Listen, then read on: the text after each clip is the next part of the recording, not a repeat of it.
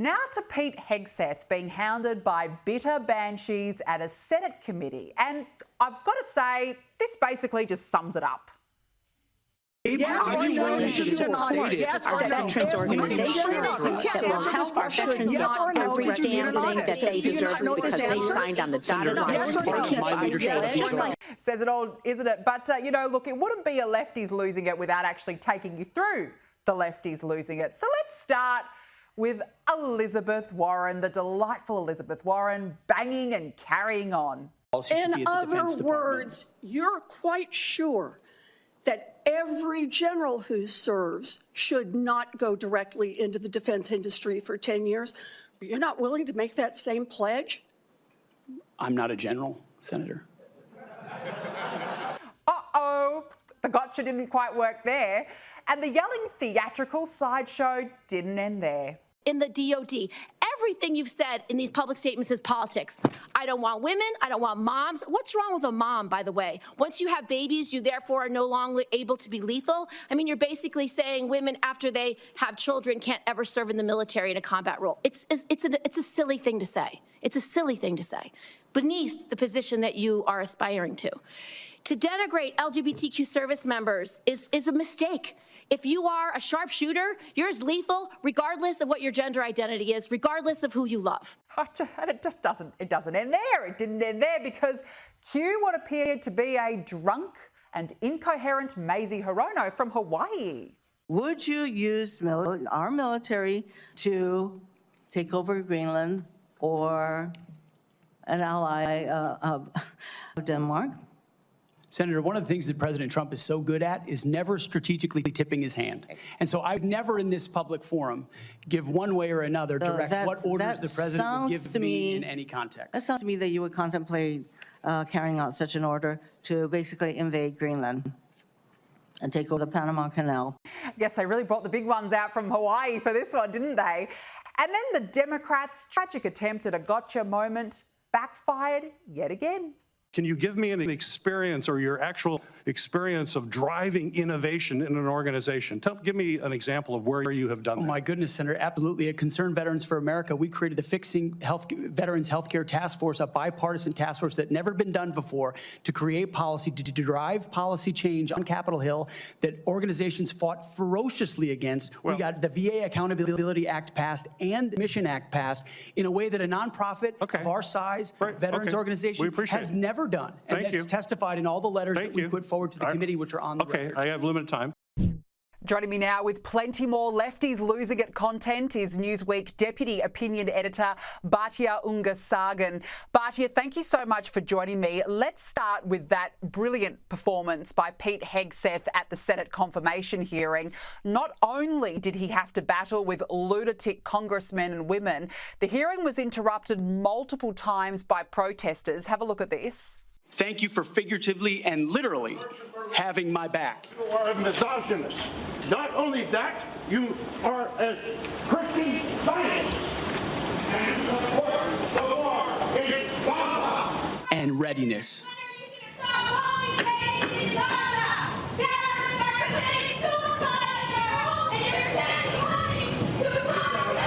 We send money to bomb children in Gaza. Shame on all of you. We need money. We need money for veterans committing suicide. Veterans are homeless. Only $8 billion to Israel to slaughter children. That's the recruiting crisis. Batya, considering this complete clown show, Pete Hegseth absolutely owned that hearing. Why do the left love this performative and theatrical chaos so much? It's so funny. You know, all of these people who are angry about a policy that he would have no power over or control over if he was confirmed as head of DOD, just completely irrelevant. And you're so right about the performativity of it. I believe many of those protesters were from Code Pink, which just shows up and says the same stuff over and over, irregardless of, you know, what the event is. He really handled himself very well. I thought he was very respectful, including to the Democratic senators, some of whom were very aggressive in their questioning of him. I do think there was one missed opportunity, which is Elizabeth Warren brought up he has said, I think quite rightly, that generals should not be allowed to take positions in the private sector in the defense industry for 10 years after they resign. And she asked him, well, would you hold yourself to that same standard? And his answer was, well, I'm not a general, which many people laughed at. But honestly, that was a moment I thought for a little bit of populist bipartisanship. Why not say, of course, as head of DOD, I would be in a position to be corrupted if I didn't make that same promise. I wish he had done that. But aside from that, I thought his performance was really impeccable. Of course, his wife was sitting there supporting him, and he really acquitted himself with a lot of dignity.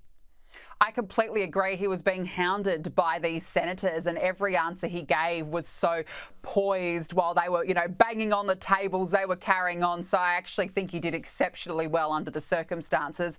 Now, Batya, what on earth is happening with the leadership team at the City of Los Angeles? First, of course, Mayor Karen Bass delivered this rather bizarre and uncomfortable performance when she was asked why she trotted off to Ghana in the middle of the bushfire crisis. Do you owe citizens an apology for being absent while their homes were burning? Do you regret cutting the fire department budget by millions of dollars, Madam Mayor? Have you nothing to say today? Have you absolutely nothing to say to the citizens today? Elon Musk says that you're utterly incompetent. Are you considering your position? Madam Mayor, have you absolutely nothing to say to the citizens today who are dealing with this disaster? And now we find out that her deputy mayor, Brian Williams, was reportedly placed on administrative leave last month after the FBI raided his home in connection to an alleged bomb threat he made against City Hall. Batya, this guy was overseeing the LA Fire Department. How on earth are these people running the city? You know what's so amazing to me is that the rank and file firefighters have been able to perform an almost inhuman level of competence, saving hundreds and thousands of people's lives at a time when this insane act of God has burned so much of Los Angeles, and yet the leadership is so utterly incompetent.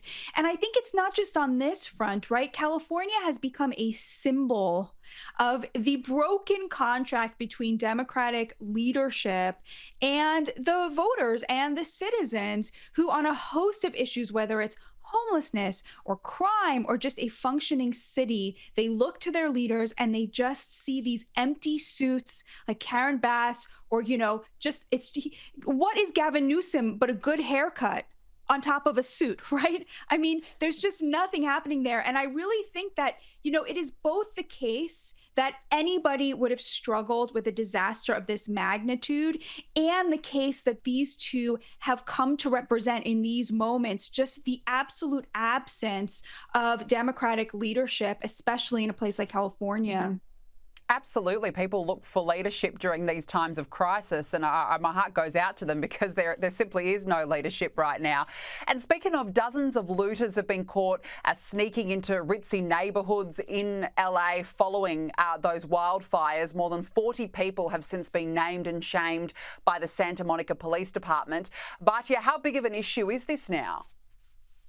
Oh gosh, what a horrible, horrible thing to see in a moment that should be unifying, and I think really has been unifying, because of course it looks to us that this was a tragedy that struck the very rich because so many movie stars have lost their homes, but there were a lot of working class and middle class neighborhoods that were also hit very, very hard.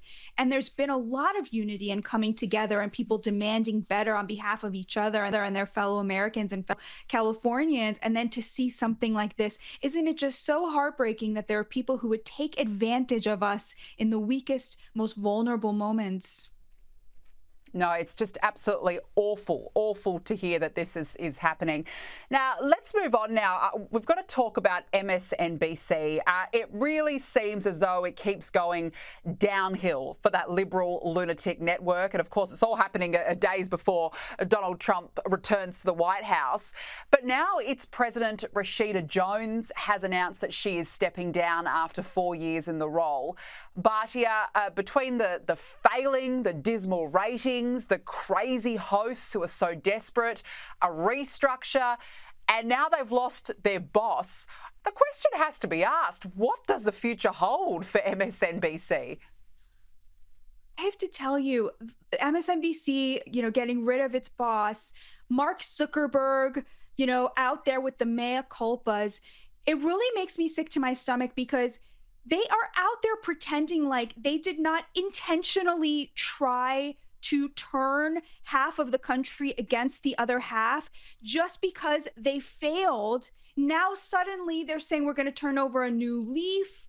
We're going to do the right thing. They are just following the vibes. They are just following the winds and bowing to pressure again. Now, it happens to be pressure to the people who have always wanted what's best for this country, bowing to pressure to people who want to unify the country. But don't for a second believe that these people have anything but a profit motive at stake here. They're not doing this because they've had a come to Jesus moment. Whatever they say, they're doing this because the country has turned against the divisiveness of progressive politics. And so they're now trying to ride the wave. And what is that wave? It's the unity that President Trump has brought with him by unifying the working class in this country. And on the one hand, yeah, it's great that they're going to stop calling everybody racist and stop calling everybody names and stop trying to demonize people as Nazis and as Hitler. But on the other hand, it's going to be a long road to build back the trust that they squandered when they really tried to turn Americans against each other. Absolutely. And while they persist with these crazy hosts like the joyless Joy Reid, realistically, that there is no hope for MSNBC, seriously, that they're just a joke of a network. Now, Batya, the leftist DC mayor has distanced herself from an anti-Trump ad displaying the city's official logos. Keep DC trash free. As you can see, this ad reads, featuring a MAGA hat, wearing man holding a copy of Project 2025 with a red line through his head, and the logos for the District of Columbia Department of Public Works and the Mayor's Office of the City Clean program. Now, the Mayor's Office has since claimed that they had no part in creating or authorising this ad, but Batya, it's quite incredible that something like this could have ever been produced in the first place. It says plenty about what sort of a place DC has become. Oh, absolutely. And if this had happened 4 years ago or 8 years ago, she probably would have been taking credit for it, right? This is how you see that we're really in a new moment, and I'm so grateful for it. You do see people on the left trying to distance themselves from just the absolutely toxic rhetoric around Donald Trump over the last decade. I think they've been really chastened by their voters, and there are people who want to say, okay, how can we make our way back to the center? How can we once again represent working class voters? Whether they want to hear the answer to that question is a very different story. Yeah, it is a very different story, but gee, it just speaks volumes, doesn't it? Now, look, you mentioned the inauguration. We're only days away from it. It couldn't come soon enough. Finally, we're at that pointy end. But I've got to ask you about these reports that Elon Musk, Jeff Bezos and Mark Zuckerberg will all be in attendance with a prominent spot at that ceremony. But, yeah, I mean, these tech CEOs, they've always really been rivals, but now they're all on the same side in a way. What does that suggest in your view? All right, I may be reading too much into this, but to me, this actually looks like a little bit of a downgrading of Elon Musk, who has, of course, been Donald Trump's, number two since he won the election. He's in every photo. He's next to him at Mar-a-Lago all the time. But at the inauguration, he's going to be seated along with every other tech titan who paid $1 million toward Trump's transition team. And I have to say, I feel relieved to see that because, of course, you have all of these people now bending the knee to Trump, trying to ingratiate themselves, people like Jeff Bezos and Zuckerberg, who were so anti-Trump for so long. But I am glad to see Elon Musk put back in his place. That is where he belongs. He has a very close relationship with China, like everybody in Silicon Valley is constantly bending the knee to China and to China's demands. And so I feel a little bit relieved to see him put back in the company of those others so that Donald Trump can make good on his promises to the American people in his real America First push on issues like immigration, which of course the MAGA movement and Elon Musk have been at loggerheads over, and also punishing China for all of the ways in which it continues to be our greatest adversary. That's a really good point. It's certainly putting them back in their place, that's for sure. Now, look, let's talk about TikTok, because there have been reports that Chinese officials were in preliminary talks about a potential option to sell TikTok's operations in the US to Elon Musk, should the app be unable to avoid an impending ban over there. TikTok has since dismissed that. Batya, what do you think could happen here? It's very interesting to me because there are over 170 million users in the US alone, many of whom who have built platforms and businesses. They're making money now from this app. It's so popular. If Elon Musk doesn't step in and buy it, is it really the end in the US? I think it might be. The Chinese have indicated that they would rather completely delete the app than sell it. I think it's very interesting if it does go to Elon Musk, what that says again about his relationship with China, because they would rather delete the app than allow an American to buy it, except Elon Musk, right? Which tells you a lot about that relationship with the CCP. But okay, they're denying it for now. They're not known for telling the truth. I do think that it could happen that TikTok will simply disappear from our phones. It presents a major national security risk. The Chinese are constantly stealing data off of people's phones. It's also very unhealthy for children. We know that there are kids who committed suicide because the algorithm on TikTok led them down that dark road. And most importantly, the Chinese don't allow their own children to use this, which tells you a lot about how they think it impacts children. They have their own Chinese version, which is incredibly educational and very boring. Apparently, it's impossible to stay on it for more than 20 minutes without getting bored out of your mind and shutting out of it. So I think it can either sell it to an American or get rid of it. Selling it to Elon Musk is like allowing the Chinese to keep operating it, in my opinion. Yeah, look, fair enough. I'll be very curious. I know there's a lot of TikTok users over the US who are crying over this decision, yes. But yeah, it remains to be seen, doesn't it? Now, before we let you go, there's a lot of conversation surrounding a ceasefire deal between Israel and Hamas. Batya, how would something like this benefit Israel? So Israelis are very divided on this because they feel that the deal it's very complicated. On the one hand, they're going to get back 33 hostages. Not all of them are alive, but they will get back all of the remaining women, including the women soldiers who were horrifically captured by Hamas. So this is obviously a huge win. On the other hand, they feel that they will not be allowed to continue prosecuting the war to the fullest extent. I think this is a great deal. I think Donald Trump knew exactly what he was doing when he put Steve Witkoff in charge of this. Steve Witkoff, who showed up and said to Bibi Netanyahu, we're going to do this President Trump's way, and he wants those hostages released. And so you're going to have to say hello. And then Steve Witkoff went to Qatar, where he has a really good relationship with the Qataris and managed to get Hamas to the table. So I think, first of all, it's a great deal to see those girls home in the arms of their fathers and mothers. I cannot wait for the moment. I don't think Donald Trump is going to allow Israel to be in a weak position vis-a-vis Hamas. I think that he will reward them for doing this. And I think that this is an example of what we can expect from Donald Trump's foreign policy more broadly. He is the deal maker. He knows how to make the Middle East do what he thinks it should do. My friend Zed Jelani says Donald Trump is kind of like a Gulf Arab, you know? He sends his son-in-law and his, Orthodox Jews and, rich developers to go over there and push his interests and get a good deal. And, that's what he did. And he's not even president yet. There was one of the Arab officials in Doha gave an interview and he said Donald Trump, through Steve Witkoff, got more done in one conversation with Netanyahu than Biden did in the 2 years since October 7th. And I think that just speaks volumes. Thank God, Baruch Hashem, we are in a new era. And I truly hope that, all of those people come home, that the families whose hostages, family members who are hostages are dead, get their bodies so they can give them a proper burial. And this should never, ever happen again. Yeah, we all hope and pray for the same. Batya Ungar-Sargon, always really great to speak with you. Thank you so much for joining us on the show this evening.